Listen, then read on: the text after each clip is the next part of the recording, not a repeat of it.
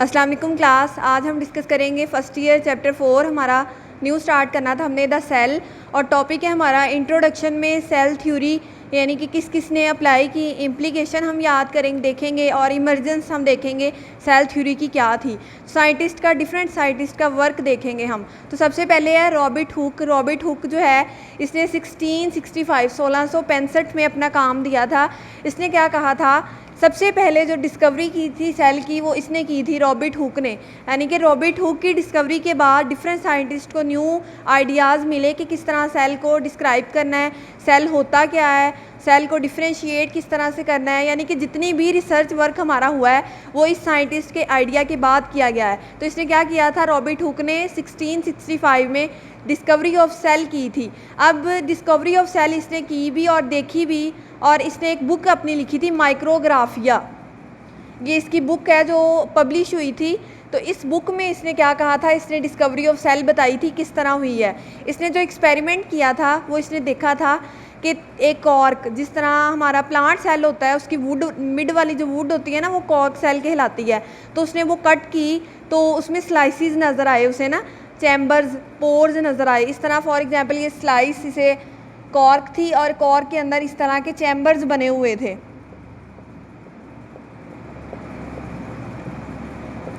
तो इन चैम्बर्स को इसने सेल का नेम दिया था। तो इसने क्या कहा, इसने कहा कि मैंने एक कॉर्क ली, उसकी थिन स्लाइसिस ली, और उसमें उसने क्या कहा, फाउंड चैम्बर्स, यानी कि उसे चैम्बर्स मिले, उसे सुराख मिले, उसे प्लेट्स मिली। तो वो क्या थी, उसने बताया कि सेल जो होता है वो एम्प्टी स्पेस है और बाउंडेड बाय थिक वॉल।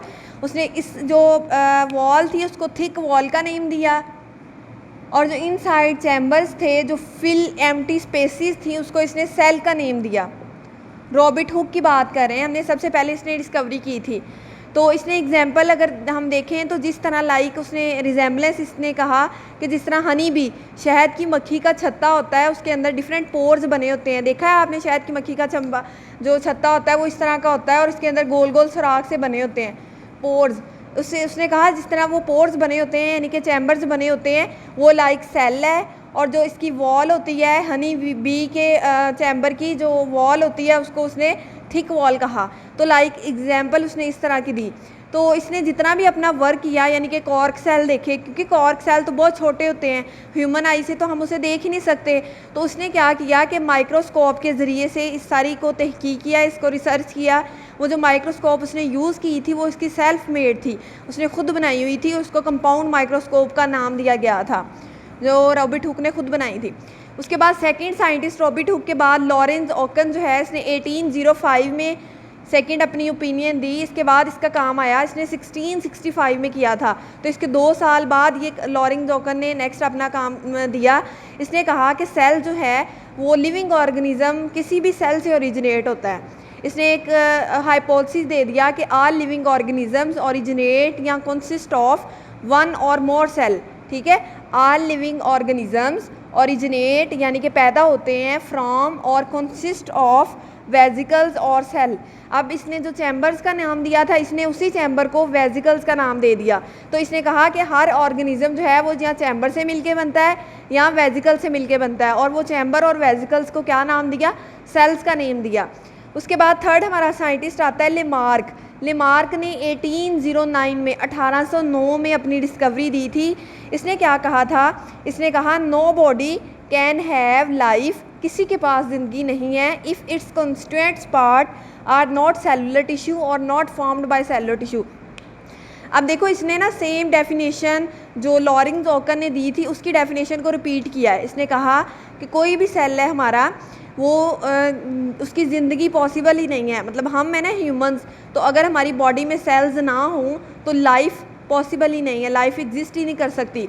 तो उसने ये कहा था कि कोई भी ऑर्गेनिज्म है उसके अंदर लाइफ एग्जिस्ट नहीं करती जब तक उसकी बॉडी सेल्स से मिलके ना बनी हो। उसके बाद फोर्थ हमारा साइंटिस्ट आता है रॉबर्ट ब्राउन। रॉबर्ट ब्राउन ने 1831 में 1831 में न्यूक्लियस को डिस्कवर किया था। इसने सबसे पहले न्यूक्लियस को डिस्कवर किया। इसने कहा कि सेल जो है उसके अंदर एक सेंट्रल स्फीरिकल पाया जाता है, उसको हम न्यूक्लियस का नाम दिया। फॉर एग्जांपल ये एक सेल है, ठीक है, इस सेल के अंदर एक न्यूक्लियस पाया जाता है, स्फेरिकल सरफेस, गोल। जिसके अंदर डीएनए और क्रोमोसोम्स होते हैं। कल जब मैंने इंट्रोडक्शन इस चैप्टर का बताया था तब मैंने आपको बताया था कि कुछ न्यूक्लियस, कुछ सेल यानी कि प्रोकैरियोटिक सेल में न्यूक्लियस नहीं होता, कुछ यूकैरियोटिक सेल है उनके अंदर न्यूक्लियस होता है। तो ये न्यूक्लियस जो है इसने किसने डिस्कवर किया? रॉबर्ट ब्राउन ने डिस्कवर किया था। Cell is not an empty space, तो इसका मतलब है इन्होंने तो कहा था सेल एम्प्टी स्पेस होता है, रॉबर्ट हुक ने, लॉरेंस जोकर ने, उसके बाद लेमार्क ने, इन्होंने कहा था सेल तो एम्प्टी स्पेस हैं, ये जो चैम्बर्स हैं। लेकिन रॉबर्ट ब्राउन ने तो कहा सेल के अंदर एक कैविटी होती है जिसको न्यूक्लियस कहते हैं, इसका मतलब सेल इज़ नॉट एम्प्टी। इस कंसेप्ट को गलत कंसीडर कर दिया गया था रॉबर्ट ब्राउन के कंसेप्ट के बाद। उसके बाद दो साइंटिस्ट हमारे पास आए, शिल्डन और श्वान। ये दो साइंटिस्ट जो थे इन्होंने बहुत अच्छी डिस्कवरी की। इसकी डिस्कवरी के बाद साइंटिस्ट को पता चला सेल थ्योरी क्या होती है, सेल होता क्या है, बेसिक जो सेल का कंसेप्ट दिया यानी कि सेल की डिस्कवरी प्रॉपर बता दी, प्रॉपर डेफिनेशन सेल की बताई, वो इन दो साइंटिस्ट ने काम किया था, शिल्डन और श्वान ने। मैथियस शिल्डन जो था ये बॉटनिस्ट था यानी कि प्लांट्स पे वर्क करता था, और जो शिल्डन था, श्वान था, ये जोलॉजिस्ट था यानी कि एनिमल्स पे वर्क करता था। इसने कहा कि हर प्लांट सेल जो है वो सेल से मिलके बना है। इसने कहा हर एनिमल बॉडी सेल से मिलके बनी है। और इसने क्या किया? न्यूक्लियस को स्टडी किया। जिस न्यूक्लियस को डिराइव रॉबर्ट ब्राउन ने किया था उसको स्टडी किसने किया? श्वान ने किया है एनिमल सेल्स में। उसके बाद शिल्डन और श्वान, इन दोनों का जब भी नेम लिया जाए हमेशा इकट्ठा लिया जाता है क्योंकि इन दोनों ने एक इकट्ठी डिस्कवरी की थी। अब शिल्डन और श्वान जो है इन्होंने एक सेल थ्योरी के पासुलेट्स दिए। इन्होंने कहा कि सेल जो है एक, फॉर एग्जांपल मैं कहती हूँ एक सेल है ये, इन्होंने कहा सेल के अंदर 3 पार्ट्स होते हैं, 3 हिस्से होते हैं सेल के। एक इसका कंपोनेंट होता है न्यूक्लियस, एक होता है साइटोप्लाज्म, एक होता है प्लाज्मा मेम्ब्रेन। तो ये सेल है फॉर एग्जांपल, तो ये जो इसकी बाउंड्री है ना ये वाली, ये है सेल मेम्ब्रेन जिसको इसने प्लाज्मा मेम्ब्रेन का नेम दिया है। ठीक है, thick covering of cell, covering of cell, इसको क्या नेम दिया? Cell membrane. उसके बाद साइटिंग जो इसकी चीज़ है न्यूक्लियस, जो अभी हम पढ़ रहे हैं कि न्यूक्लियस इसके अंदर होता है, स्फेरिकल बॉडी होती है, ये क्या है? न्यूक्लियस। इसके बाद थर्ड इन्होंने कहा कि न्यूक्लियस के बाहर जो मटेरियल होता है, फ्लूइड होता है, फ्लूइड प्लाज्मा, ठीक है, इसको क्या कहना है? साइटोप्लाज्म कहना है, fluid portion surrounding the nucleus. देखो न्यूक्लियस को इसने सराउंड किया हुआ, घेरा हुआ है ताकि न्यूक्लियस को प्रोटेक्शन मिल सके। तो इसका इसने क्या कहा? इसको साइटोप्लाज्म। तो शिल्डन और श्वान ने 3 कंपोनेंट्स दिए, न्यूक्लियस, साइटोप्लाज्म और प्लाज्मा मेम्ब्रेन। उसके बाद ये 6 साइंटिस्ट का वर्क हमने पढ़ लिया। 7वां जो था हमारा साइंटिस्ट रिडोल्फ विर्चू था। इसने 1885 में कंसेप्ट दिया ओमिनस सेलुला ए सेलुला, ओमिनस सेलुला ए सेलुला, ये इसने कंसेप्ट दिया एक। इस कंसेप्ट का क्या मतलब है कि हर ऑर्गेनिज्म जो है पहले से बने हुए ऑर्गेनिज्म से बनता है। ठीक है, कहता है कोई भी जानदार नया पैदा नहीं हुआ, कोई ना कोई प्रीवियस ऑर्गेनिज्म की एग्जिस्टेंस थी, उस बेस पे न्यू सेल बना। ठीक है, all the cells arise from pre existing cell. ये रिडोल्फ विर्चू ने कहा था कि हर जो सेल है वो पहले से बने हुए सेल से मिलके बनता है। उसके बाद 8वां साइंटिस्ट जो हमारे पास लोइस विर्चू आया था, इसने कहा, इसने बैक्टीरिया, इसने ना ज़्यादातर इसका काम जो था माइक्रो ऑर्गेनिजम्स पे था, इसका वर्क जितना भी था वो माइक्रो ऑर्गेनिजम्स पे था, स्मॉलर ऑर्गेनिज्म जिन्हें हम ह्यूमन आई से नहीं देख सकते। तो इसने क्या किया था कि इसने भी यही रिडोल्फ विर्चू के कंसेप्ट को लीड किया था कि बैक्टीरिया जो है वो भी प्री एग्जिस्टिंग सेल से बने होते हैं। ठीक है, तो इसने भी ये कंसेप्ट दिया था। नेक्स्ट जब इसकी डिस्कवरीज पढ़ेंगे तो प्रॉपर इसका वर्क बताया हुआ है। लोइस पास्चर ने किस तरह से पास्चराइजेशन का प्रोसेस दिया, किस तरह से उसने बैक्टीरिया के आइसोलेशन का प्रोसेस दिया। अब इन सारे साइंटिस्ट के वर्क के बाद हमारे पास जो सेल थ्योरी बनी, कि सेल के पास्चुलेट्स बने, वो क्या थे? वो 3 थे। ठीक है, ये बहुत इंपॉर्टेंट शॉर्ट क्वेश्चन है, एमसीक्यूज भी आ सकते हैं, शॉर्ट क्वेश्चन भी।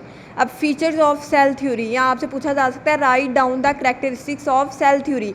तो क्या है? पहली कैरेक्टरिस्टिक क्या है? All organisms are composed of 1 और मोर सेल। हर ऑर्गेनिज्म या तो एक सेल से मिलके बना होगा या मोर सेल से मिलके बना होगा। ऐसा ऑर्गेनिज्म जो एक सेल से मिलके बनता है उन्हें कहते हैं यूनिसेलुलर, यूनिसेलर का मतलब सिंगल सेल, और ऐसा ऑर्गेनिज्म जो 2 से ज़्यादा सेल से मिलकर बनता है यानी कि मोर सेल से, उन्हें कहते हैं मल्टी सेलुलर, बहुत सारे सेल से। उसके बाद सेकंड जो इसका था, cells are the basic structural and functional unit of life. इसने कहा कि सेल जो है हमारा बेसिक स्ट्रक्चरल भी स्ट्रक्चर प्रोवाइड कर रहा है और फंक्शन भी प्रोवाइड कर रहा है हमें। उसके बाद थर्ड जो ये दोनों पास्टुलेट जो थे शिल्डन और शवान की डिस्कवरी के बाद हुए, और जो लास्ट वाला पास्टुलेट है वो रिडोल्फ विर्चो ने दिया था, थर्ड पास्टुलेट। वो क्या था कि all the cells arise from pre existing cell, जो हमने ऊपर पढ़ लिया कि रिडोल्फ विर्चो ने ओमनिस सेलुला ए सेलुला का कॉन्सेप्ट दिया था कि all the cells arise from pre existing cell. ये सेल की फीचर्स थी। नेक्स्ट कल हम इंशाल्लाह डिस्कस करेंगे माइक्रोस्कोप किसने डिस्कवर की, माइक्रोस्कोप होती क्या है, उसके बाद सेल की ऑर्गेनेलिस।